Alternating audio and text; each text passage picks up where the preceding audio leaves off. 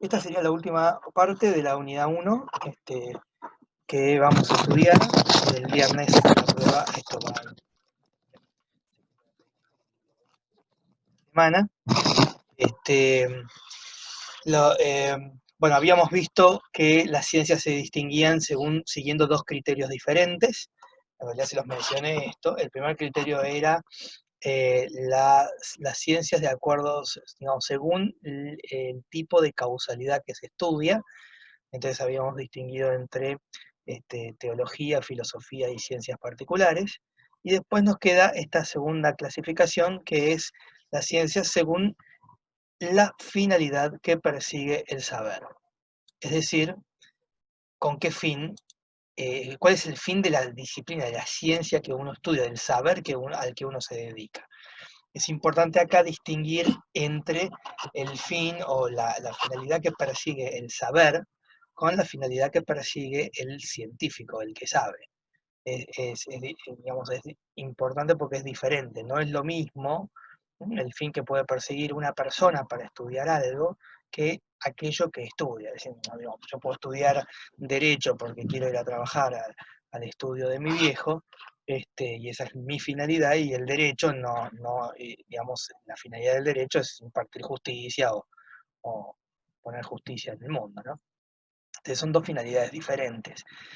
Entonces, nosotros lo que vamos a ver acá es la finalidad que persigue el saber, no el científico. Esa distinción entre científico y saber la vimos en algún momento así de pasada, cuando hablábamos de la ciencia como algo subjetivamente considerado, es decir, la ciencia como hábito que se da en el hombre, que se da en un sujeto humano, que es el que hace ciencia. En ese caso, esta diferencia entre la ciencia y el científico, ¿no? Ayuda a entender mucho las relaciones entre la ciencia, la filosofía y la religión. ¿Por qué? Porque si la ciencia es algo que hace el científico, ninguna ciencia le está vedada a nadie. Por supuesto, cada ciencia tiene su propio método y buscará sus propios fines. Entonces, el que se quiera dedicar a la ciencia no hay problema mientras aplique los métodos propios de esa ciencia y no otros. Y sepa que los fines a los cuales se entiende y el objeto propio de cada ciencia es tal o cual otro, ¿no? Entonces, un filósofo perfectamente puede dedicarse a la biología, a la física, ¿no? Mientras aplique el método propio de la ciencia, y de la misma manera que un biólogo, un físico, ¿no? Un abogado o cualquier sea puede dedicarse a la filosofía sin ningún problema, sabiendo que tiene un método propio, un objeto propio, y bueno, hay que tratar las cosas de la manera en que el método de la filosofía lo exija. Estamos. Entonces vamos a ver esto de según la finalidad que persigue el saber. La primera distinción, ¿no? Es decir, se hace en base a esta pregunta: ¿para qué saber? ¿Qué busca esa ciencia? ¿Cuál es la finalidad de la ciencia? Bien, entonces acá distinguimos dos: lo que se llaman los saberes teóricos o especulativos y los saberes prácticos, ¿no?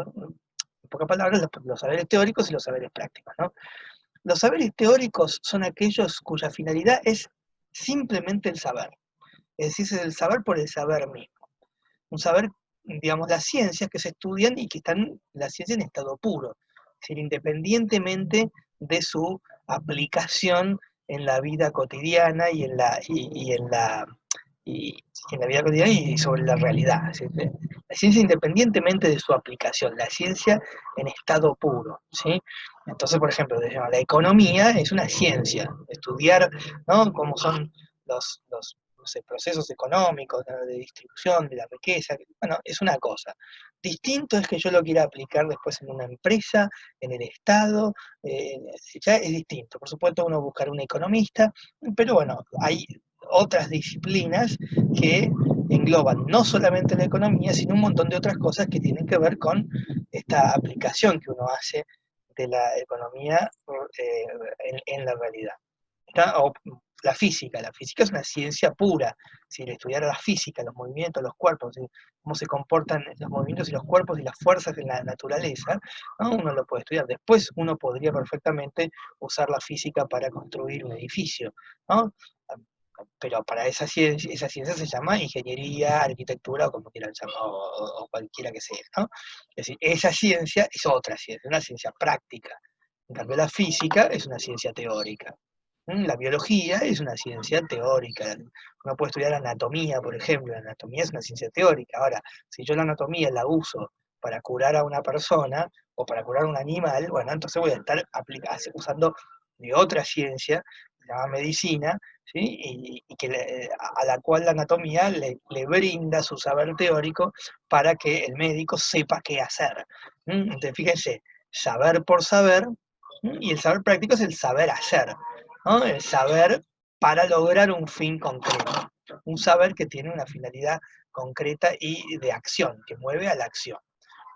Decía, la medicina es fundamentalmente un saber práctico, porque por más que uno tenga que estudiar muchísimo medicina, en sí misma la medicina es un saber cuya finalidad es curar, ¿sí? Esa es la finalidad de la medicina.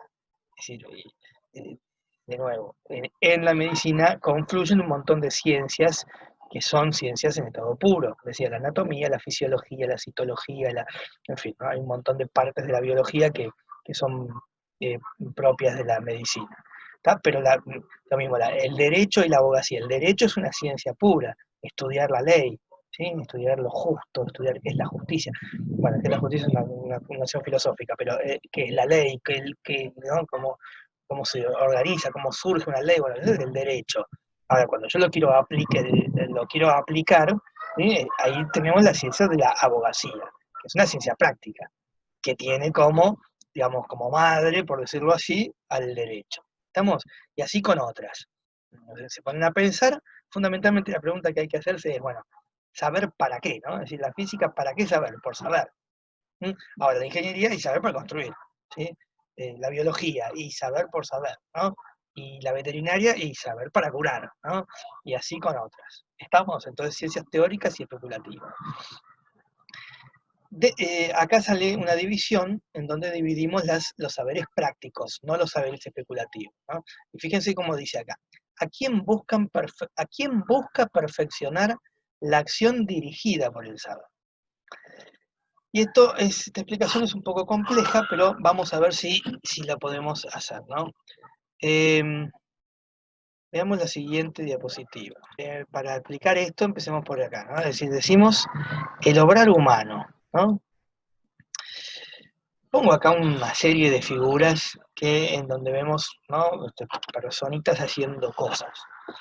Primero, lo que tenemos que decir es que nos vamos a referir fundamentalmente a la acción o al obrar humano. Y este humano es importante. Humano acá es un adjetivo que está modificando obrar o modificando acción. Es decir, que esta acción u obrar es esencialmente humana, está transida de humanidad, ¿sí? Y hay que distinguir el obrar humano del obrar del hombre. Es decir, hay muchas acciones que el hombre hace, ¿sí? Pero solo algunas, o bueno, muchas, pero algunas son humanas y otras no tanto. Es decir, no porque no sean humanas, sino porque no están impregnadas con lo que es más propio del hombre, que es la libertad. Es decir, por ejemplo, si yo toso, no es un obrar humano, ¿sí? Será un obrar del hombre, pero no un obrar humano, porque uno no puede evitar toser y decirse algo que no depende de la libertad. Si no bosteza, por ejemplo, podrá a lo sumo, sí, ser humano, no sé, taparse la boca cuando uno bosteza, ¿sí? O cuando uno tose, ponerse el codo, como ahora con el virus hay que ponerse el codo, ¿no? Entonces, bueno, esos son obrar del hombre. El obrar humano es el obrar libre, el obrar donde está la libertad de por medio. El hombre elige hacer, ¿no? Y por eso todas estas son acciones propias, ¿no? Del hombre, pero propias del hombre, por lo tanto humanas, ¿no? Qué sé yo, acá como reunirse con amigos, no sé, tocar música, pensar, construir, decidir, ¿no? Hacer un deporte, cocinar, decía, trabajar, barrer o limpiar, qué sé yo, en fin, ¿no? Leer, no sé, podría poner infinidad de cosas acá porque hay infinidad de acciones del hombre, acciones humanas que nosotros hacemos y que son libres. Bien, siempre el hombre hace una acción. Entonces vamos a suponer acá un hombre, ¿no? Un hombre, le decimos, toda acción humana la vamos a representar con una flecha. Siempre que uno hace algo, realiza una acción, ¿sí? Esa acción tiene un producto, ¿sí? Sale algo de la acción, ¿sí? Si yo cocino, es muy claro, si hago pizzas, las pizzas, ¿no? Que salen hechas por mí.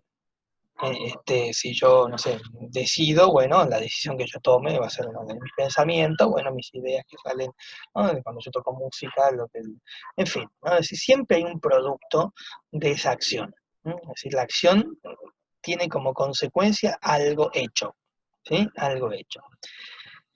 Y como es un acto libre, ¿no? Esa acción tiene como una especie de doble finalidad. Por un lado, el hombre busca realizar un producto y tratar de hacerlo lo mejor posible. Todos queremos hacer las cosas lo mejor posible. Cuando no queremos hacerlas lo mejor posible, bueno, no estamos actuando de buena fe. Pero, pero todos queremos hacer las cosas lo mejor posible. Pero al mismo tiempo de hacer las cosas, digamos, de que la acción tiene como finalidad buscar que el producto salga lo mejor posible, al mismo tiempo esa acción redunda en última instancia en el hombre que actúa, en la persona que actúa. Si me beneficia o me perjudica. ¿Sí? En algunos casos, bueno, un beneficio mínimo, es decir, me hace crecer, me hace aprender, me hace, en fin, ¿no? Es decir, no sé, yo cocino, una idea que me, bueno, por supuesto comer me beneficia físicamente, pero también aprendo a cocinar. Es decir, cuanto más cocino, más practico, más experiencia tengo.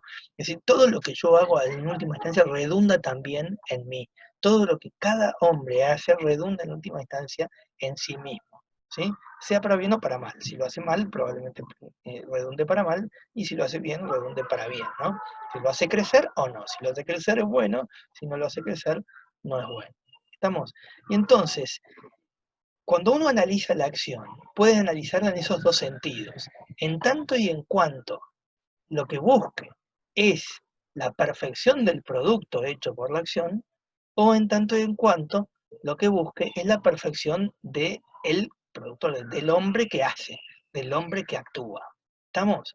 Y entonces ahí tenemos esta segunda distinción sobre el saber práctico, es decir, saber hacer. Yo sé hacer algo. Bueno, cuando lo que, cuando lo que se está buscando es la perfección, de la obra hecha, entonces tenemos, bueno, me equivoqué, ¿no? Tenemos arte. El arte es el hombre que busca con su acción realizar un producto bueno, que en este caso, más que bueno, se llama bello, o bueno, como quieran llamarlo, ¿no? O útil, bello o útil. Ya vamos a ver esa siguiente distinción. En cambio, si yo analizo la acción en tanto redunda sobre el sujeto que actúa, tenemos la ética, es decir, el estudio, ¿no?, del hombre que con su obrar busca su propio bien, su propia perfección. Busca él orientándose hacia el bien del hombre. ¿Estamos? Entonces, esa sería la siguiente distinción que cabe hacer. Fíjense, el saber ético o moral y el saber productivo, se llamamos, ¿no? Dentro del saber productivo, y acá seguimos un poco más, hacemos una distinción entre las artes útiles, o artes mecánicas, creo que en el cuadernillo figuran como artes mecánicas, y las bellas artes. Y, y acá la pregunta es cuál es la finalidad de lo producido, ¿no? Entonces, siguiendo el dibujito que habíamos hecho, fíjense, este producto, acá están las artes productivas, los saberes productivos, ¿no? Es decir, un saber que va a tener como fruto un producto. Bueno, ¿cuál es la finalidad de este producto? ¿Sí? Es decir, ¿para qué existe esto? Si esto existe para un fin distinto de sí mismo, hablamos de artes útiles. La tecnología es eso, ¿no? Casi que podríamos meter todo en la misma bolsa de la tecnología, pero bueno, no me animo. Pero sí, es decir, realizar instrumentos, realizar cosas que sirven para algo, ¿no? Yo acá tengo este mouse. Bien, el señor que hizo este mouse realizó un producto que tiene como finalidad que yo pueda mover el cursor sobre la pantalla. Si el mouse deja de funcionar, ¿no?, aun cuando le pongo pilas, el mouse no sirve para nada y ya se convierte en un objeto completamente inútil y por lo tanto inservible. Para tirar al tacho de basura, digamos, porque no tiene valor propio. Su valor es que sirva para eso. Si no tengo una virome, el valor de la virome es servir para que yo pueda escribir. Si yo no puedo escribir con la virome no sirve para nada y bueno, la tiro, ¿estamos? Entonces, esos son el arte útil. En cambio, cuando el producto tiene un valor en sí mismo, ¿sí? Y ese valor depende de, digamos, de cómo se manifiesta frente al hombre, ¿sí? Lo que se llama la belleza. El hombre, al contemplarlo, encuentra un reposo. El hombre lo ve, hecho por el hombre, y dice, qué bueno esto, ¿no? Qué perfección que tiene, qué agradable a los ojos, al oído, a todo, ¿no? Entonces, cuando ese producto es un producto que, que es bello, es decir, que es un fin en sí mismo, su valor está en el producto mismo, ¿no? La estética que tiene el producto, la belleza, la belleza que tiene que ver con la integridad, con el resplandor en el sentido metafórico del término, es decir, el hombre descubre, ¿no? Algo bueno, algo verdadero en ese producto, ¿no? Si uno escribe una obra literaria, bueno, ¿no? Si uno lee y dice, wow, ¿no? El libro vale, más allá del que valga el libro físico, la discusión que tenemos con Marta, una discusión divertida que tenemos con Marta, pero el libro en sí vale, ¿no?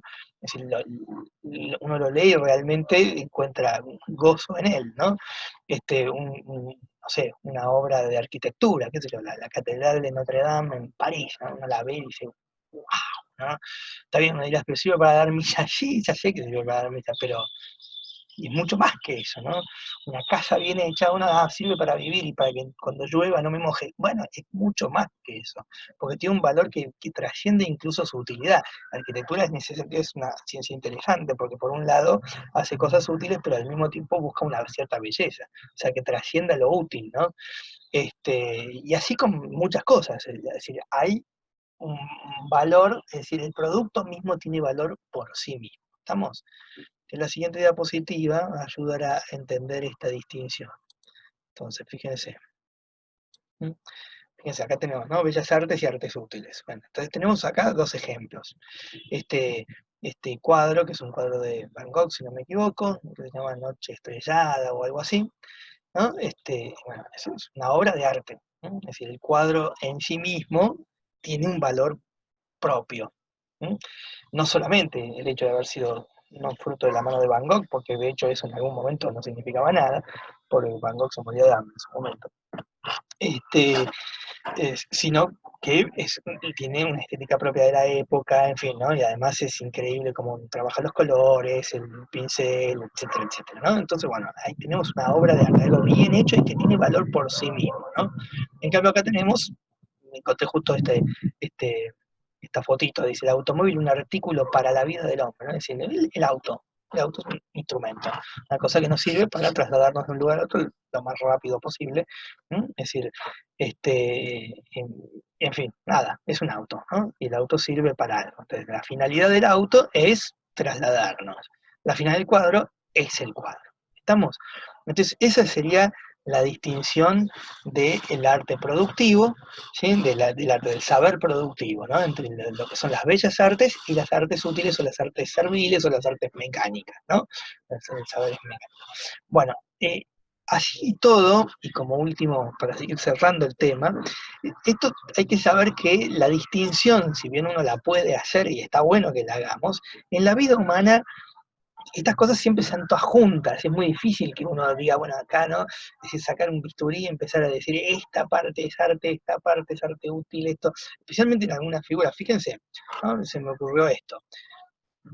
El cuadro, de alguna manera uno podría decir, bueno, para mí el cuadro me sirve para adornar la sala de mi casa, ¿no es cierto? Y es verdad, el cuadro en sí, un cuadro de arte, tiene una utilidad práctica. Uno dirá, bueno, no, pero la música, y la música sirve para salir a bailar. Bueno, sí, sirve para salir a bailar, ¿no es cierto?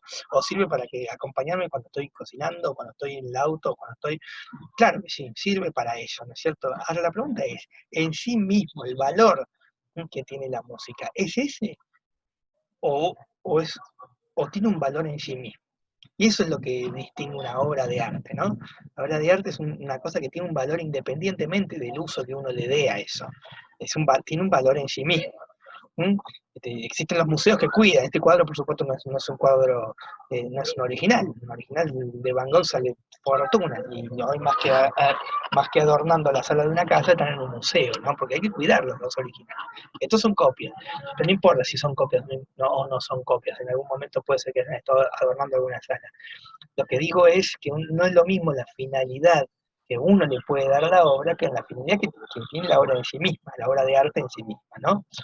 De la misma manera, yo acá tengo un auto, pero yo podría decir, bueno, fíjense, hoy en día, de hecho, ¿no? Un escarabajo, no sé si ustedes se acuerdan, no creo, porque es una película de mi época, pero había una película que se llamaba Cupido Motorizado, quizás alguno de ustedes la vio y se está viendo en este momento. Quizás dicen, de Nacho es un viejo eterno, pero está bien, ¿no? Lo que digo, este señor pintó su escarabajo, su folky, ¿no? Lo pintó igual que el de la película de Disney, ¿no? Cupido Motorizado. Hoy en día mismo tener un escarabajo ya es más con un sentido estético que con un sentido práctico, ¿no? ¿Por qué? Porque si me voy a comprar un auto cómodo, no me voy a comprar un escarabajo, no porque no sea cómodo, pero lo cierto es que le faltan muchas de las ventajas y de las comodidades que tienen los autos hoy en día, ¿no es cierto? Entonces uno si se compra una cosa de esta, lo hace más por un valor que tiene independiente de su utilidad práctica. Un valor estético de, bueno, me acompañó cuando yo era chico, digamos, yo me acuerdo del Cupido Motorizado, ¿sí? Incluso lo pinta de esa manera, ¿no? O piensen en fíjense, un Forte. Bueno, ¿quién quiere un Forte? Es decir, el Forte como cosa útil, y ya no se tiene como cosa útil. Esto ya, ¿no? Pasaron los años y los años hicieron que esto ya se convierta en una especie de obra de arte, una pieza de colección, ¿no? Es decir, uno ya descubre una estética que queda sencillamente por, por, digamos, por el paso de los años, ¿no?